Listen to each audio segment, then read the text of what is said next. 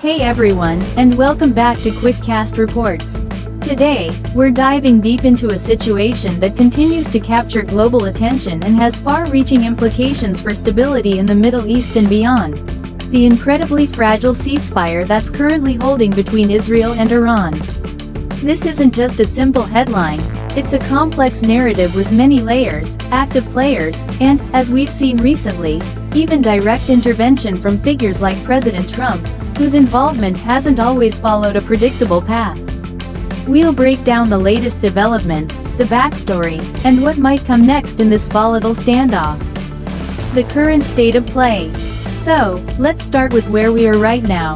After a period of intense and alarming hostilities, a ceasefire has, for the moment, taken hold between these two long-standing adversaries, Israel and Iran.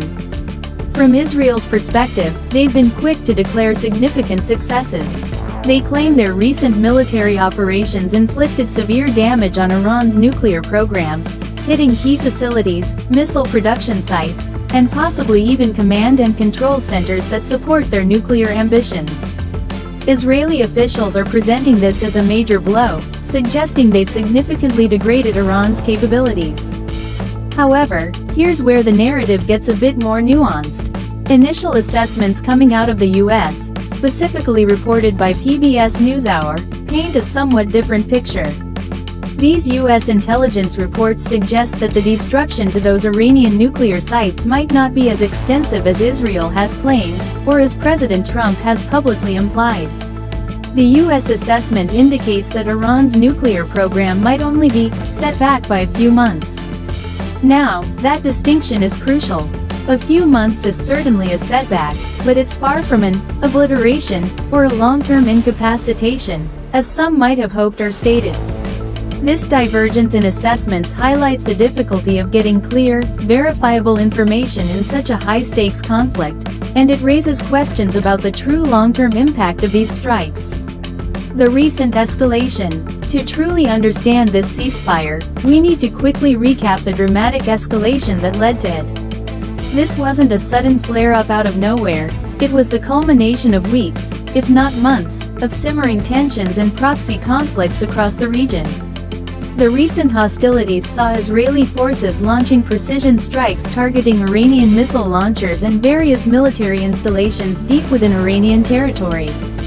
These were not minor skirmishes, these were direct attacks on sovereign soil, signaling a significant shift in the conflict. The retaliation from Iran was swift and severe. We witnessed Iranian ballistic missiles being launched, with one particularly devastating strike tearing through the upper floors of an apartment building in southern Israel. This attack tragically resulted in at least 4 fatalities and dozens wounded, with Israeli firefighters working heroically to rescue survivors from the rubble. Such direct strikes on civilian targets raise the stakes exponentially and bring immense human cost to the forefront. Even after the initial announcement of the truce, the situation remained incredibly volatile. Israel reported continued Iranian interceptor fire, and they explicitly accused Iran of 2 ceasefire violations. Imagine being in a situation where a supposed truce is in effect, but the enemy is still launching missiles. This immediately led to an unambiguous warning from Israel's chief of the general staff, Eyal Zamir, who stated, "In light of the severe violation of the ceasefire carried out by the Iranian regime, we will respond with force." Things were truly on a knife's edge, poised for an even wider conflagration. The danger of miscalculation, or a simple mistake, leading to all-out war was palpable. Trump's unexpected intervention. Now, let's talk about the role of President Trump, because his intervention in this particular crisis was, to put it mildly, unconventional and quite surprising to many observers. At a moment when Israel was threatening further retaliation, Trump stepped in with a very public and direct message. He used both private calls to Israeli Prime Minister Benjamin Netanyahu and his favorite online platform to urge Israel not to escalate further. His words were unequivocal: "Israel, do not drop those bombs. If you do, it is a major violation. Bring your pilots home now." This was a remarkable moment. Here was a US president, typically a staunch ally of Israel, openly telling them to stand down during an active conflict. The implications were immediate and far-reaching. While Israel did, in fact, limit its targets to an Iranian radar installation following Trump's intervention, even that limited response wasn't enough to satisfy the president, who reportedly still expressed dissatisfaction with Israel's actions. Interestingly, Trump's stance also marked a significant shift in rhetoric regarding Iran. For days prior, his administration had floated, and even at times seemed to encourage, the idea of regime change in Iran. However, during this particular crisis, and while attending the NATO summit in the Netherlands, Trump publicly reversed course on that idea, stating that he was no longer pursuing regime change and preferred to see everything calm down as quickly as possible. This pivot towards de-escalation, despite his earlier aggressive posturing, suggested a pragmatic desire to avoid a larger, uncontrolled conflict in the region, perhaps influenced by the immediate risks of a wider war or concerns about global oil prices and stability. The aftermath and looking forward. So, with this ceasefire in place, where do things truly stand, and what can we expect moving forward? From the Israeli perspective, as we mentioned, officials are largely pleased. They see this as a strategic success, believing they've landed significant blows on Iran's military and nuclear infrastructure. For them, it's a validation of their military capabilities and a demonstration that they can project power and operate effectively, even deep within Iranian airspace. Prime Minister Netanyahu even declared it a historic victory, stating they had removed two immediate existential threats: the threat of annihilation by nuclear bombs and the threat of annihilation by 20,000 ballistic missiles.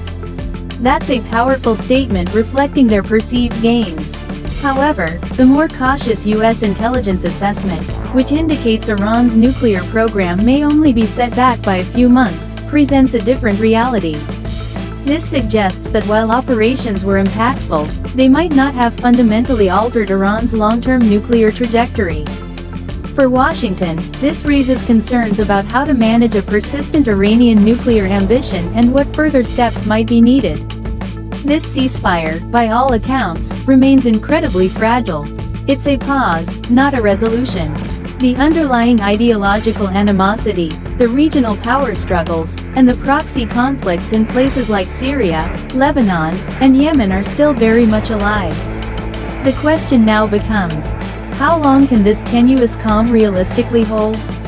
Will both sides use this period to rearm and re-strategize, or will there be genuine efforts, perhaps through back channels or international diplomacy, to establish a more durable de-escalation?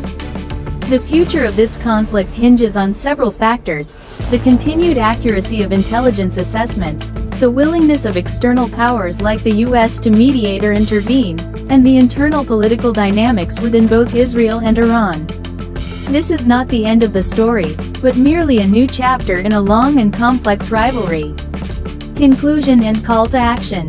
What do you all think about this incredibly complex and delicate situation? Do you believe this ceasefire will last? What role do you see the United States, or other global powers, playing in helping to stabilize the region? Or do you think this is just a temporary calm before another, potentially